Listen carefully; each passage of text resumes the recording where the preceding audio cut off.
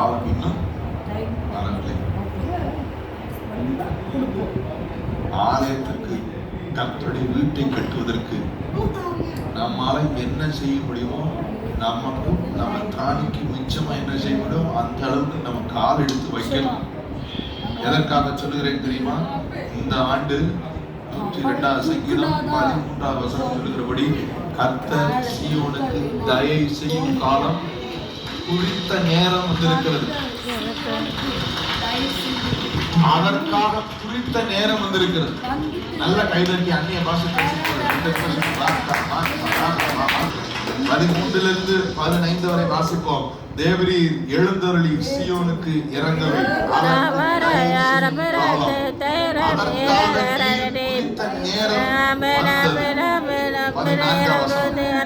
உம்முடைய ஊழியக்காரர் அதின் கல்லுகள் மேல்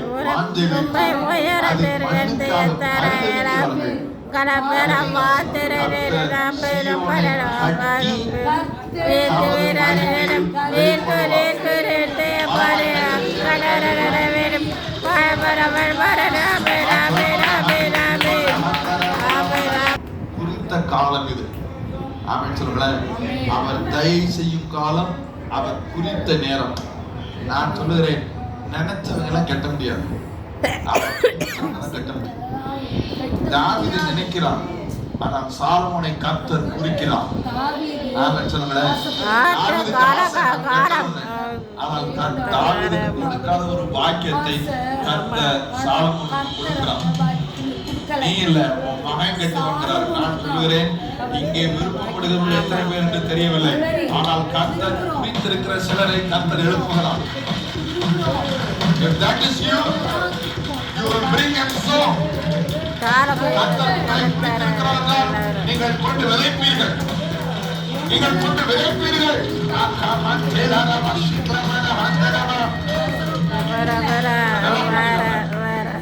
We are all caretakers. We are not owners of the money we have. என்ன சொல்றது? caretakers. உக்கிரானக்காரர்களா? நாம எல்லாரும் உக்கிரானக்காரர்கள். உங்க கையில் இருக்கிற பணத்தை அது உங்களுடையதல்ல, அது கர்த்தருடையது. அதனாலதான் சாலமோன் சொல்கிறார், உம்மிடத்திலிருந்து பெற்று உனக்கே வெள்ளியும் பொன்னும் கர்த்தருடையது, ஐஸ்வர்யமும் கனமும் என்னுடைய விருப்பத்துக்கு மீதம் இருக்கிற காசு, சேவ் பண்ற காசு, என்ன காசா இருக்கா அவர் விருப்பத்திற்கு செலவழிக்க பழக வேண்டும். If you own that money, if you abuse that money to buy people, ஆட்களை மழைக்கு வாங்குறதற்கு, இந்த பணத்தை தூக்கி போட்டு ஏழைகளை பரிதாபப்படுத்துவதற்கு, இந்த பணத்தை இஷ்டம் போல செலவழித்து நாசம் பண்ணுவதற்கு, பணத்தை குறித்து நீங்கள் எஜமான் ஆகும் பொழுது அங்கே கர்த்தர் உங்களுக்கு ஆண்டவர் அல்ல, நீங்கள் தான் உங்களுக்கு ஆண்டவர். சொல்கிறேன், நம்ம பணத்திலும் அவர் ஆண்டவராக இருக்க வேண்டும். நம்ம சுகத்துல அவர் ஆண்டவராக இருக்க விரும்புகிறோம், பரிசுத்தத்தில் ஆண்டவராக இருக்க விரும்புகிறோம், நம்முடைய பிள்ளைகள் வாழ்க்கை அவர் ஆண்டவராக இருக்க விரும்புகிறோம். ஆனால் பணத்திலே அவரை ஆண்டவராக விரும்புவதில்லை. நீங்களும் நானும் உக்கிரானக்காரர்கள், நாம் எஜமான்கள் அல்ல. ஆமென் சொல்றேன்.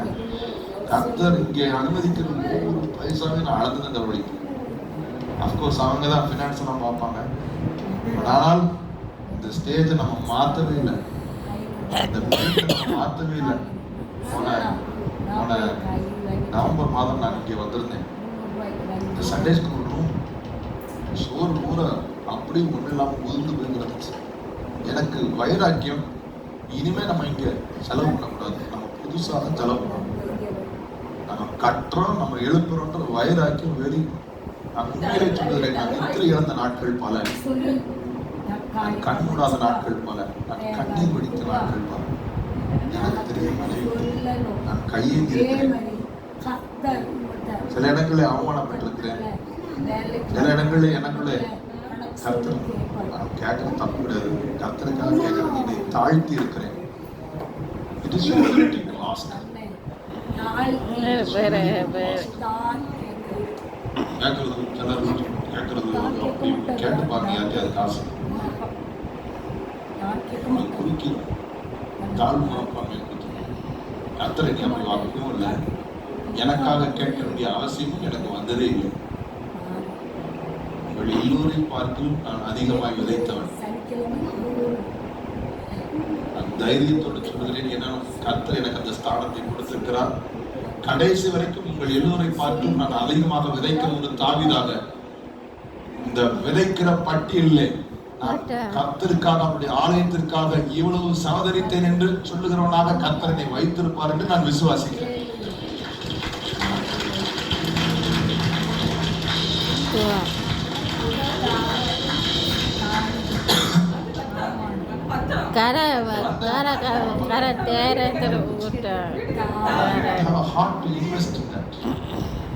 நம்ம நினைச்சிருக்கோம் எத்தனை தடவை மாத்திருக்கோம், பெயிண்ட் அடிச்சிருக்கலாம், டிஃப்ரெண்ட் டிசைன் போட்டிருக்கலாம். But I want to do it in a new building. சீயோனை கட்டி கட்டுறதற்கு மனிதர்கள் திடீரென்று ஒரு நாள் வந்தேன். நான் தான் மறுபடி யாருமா இது பெயிண்ட் அடிச்சாங்க?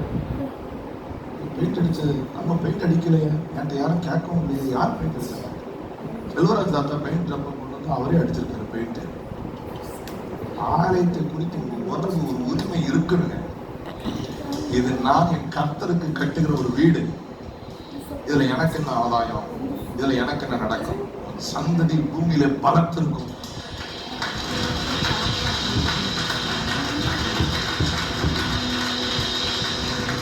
செம்மையானவனுடைய சந்ததி பூமியில பலத்திருக்கும்.